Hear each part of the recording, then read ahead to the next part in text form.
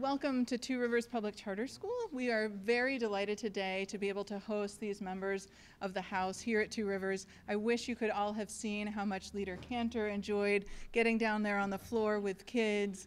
Chairman Klein had students reading stories to him. It was a wonderful opportunity for us to share our high-performing program here at Two Rivers. We really believe in project-based learning. We're an expeditionary learning school, and we were glad to have folks come and see it in person. And now they are very excited to share some of the important work they've been doing with you. So I'm pleased to introduce Chairman Klein. Thank you very much. It is a great pleasure to be here. I know that Leader Cantor was having fun. He was down on his knees talking to kids. It was fun for me to get down on my knee and talk to the kids. It was a little less fun to get back up, but that's kind of an age thing. This is a wonderful success story here. It is a wonderful success story. We were talking with the parents and how thrilled they were to have won the lottery, those words used, and you probably heard those terms before, to have their children have this wonderful chance to succeed.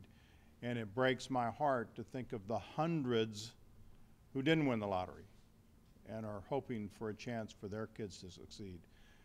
I come from Minnesota. We were there at the birth of the charter school movement. We have a very flourishing charter school program. We have very, very good charter schools, and we have some that aren't so good. One of the great things about the charter school program is if you've got a charter school that's not measuring up, the authorizers have the ability to close that school.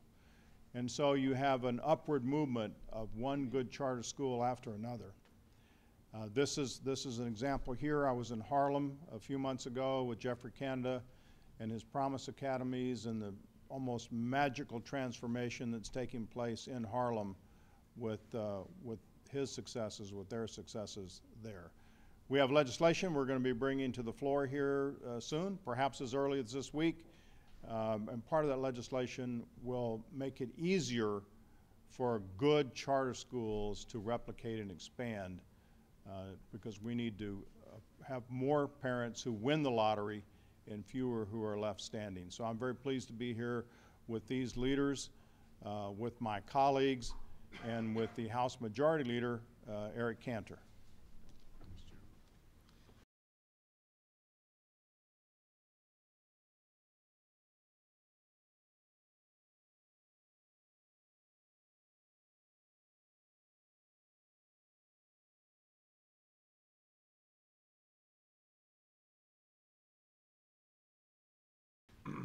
Chairman, thank you very much, and I want to thank the Two Rivers community for hosting us today.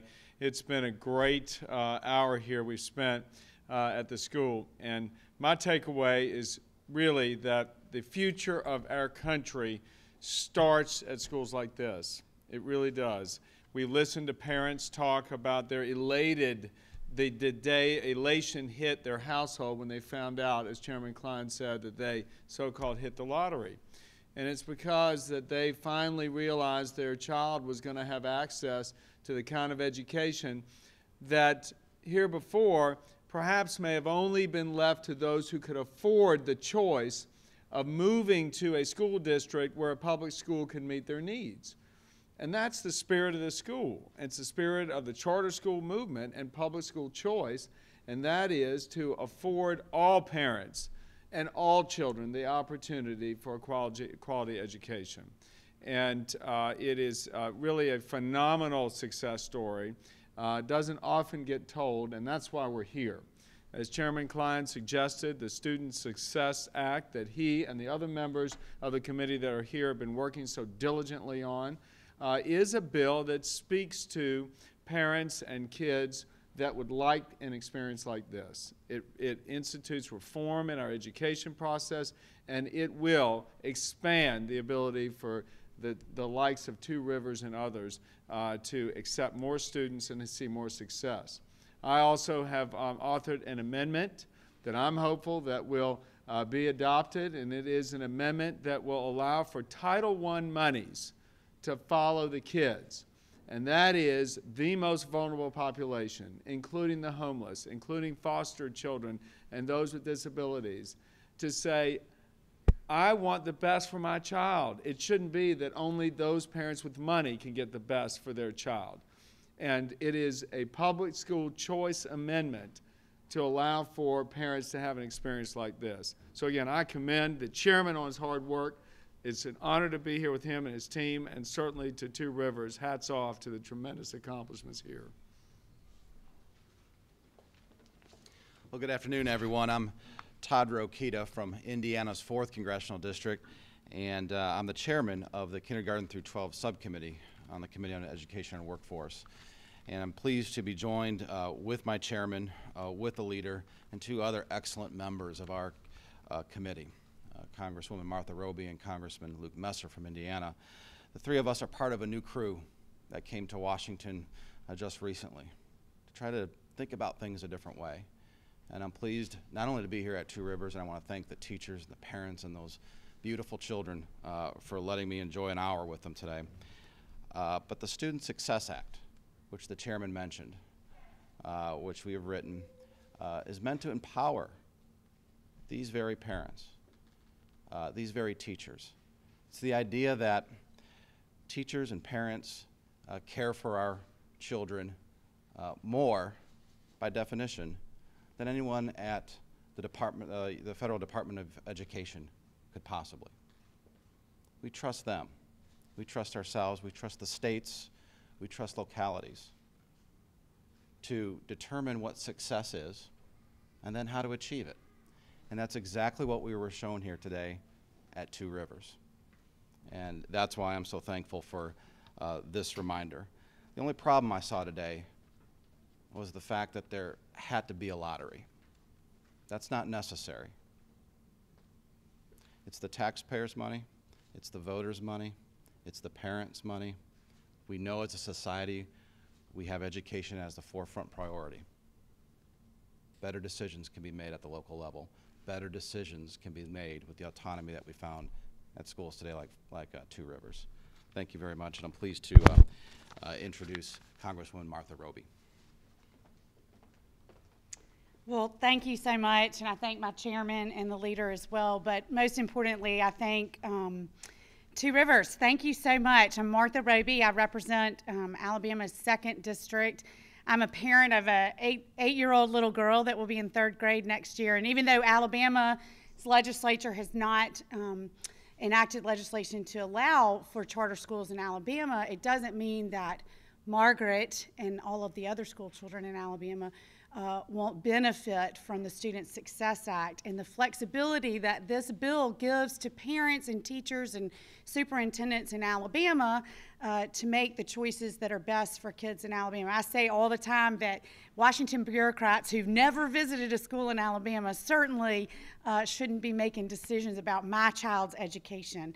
And so being the parent of a child in public school, I am really grateful to be on this committee and to be a part of the legislation coming out of Mr. Rokita's subcommittee and the chairman's commitment and dedication to ensuring that parents like me can have be in the driver's seat for Margaret's education instead of having to watch Margaret's principal and her teachers struggle during the day of having to teach the test and deal with the unfunded mandates coming down from Washington, attaching money to curriculum and standards. And this bill does away with that, and it eliminates duplicative programs, I think over 70 duplicative programs that's in the current law. And so I'm very, very hopeful for the support that we will receive on the floor for the Student Success Act. But I just want to congratulate all of you that participated in today's time together and for the leadership here in the school. This has been an eye-opening experience for me. Like I said, we don't have this in Alabama, and so it's been really neat to just listen to you talk about and see the pride on your face. And so I'm just so excited that this bill will help further opportunities like you have created here. Thank you so much. Hi, I'm Luke Messer. I'm the congressman from Indiana's 6th Congressional District. In my prior life, before coming to Congress, I was the president and CEO of an organization called School Choice Indiana, which was dedicated to helping Indiana become a national leader in providing parental choice. Both the the charter schools, public school choice, private school choice as well. It's incredible to be here at Two Rivers. What a spectacular example of what can happen when teachers and parents and students work together to do what's best for kids. This is a spectacular example of what can happen when parents have a choice. And I certainly believe the legislation before us, the Student Success Act, particularly when combined with the amendment that the leader has proposed, is based on the simple premise that when parents have a choice, kids have an opportunity. And none of us can rest until we return to being a nation where every child has the opportunity to go to a great school. Thank you all for having us here today.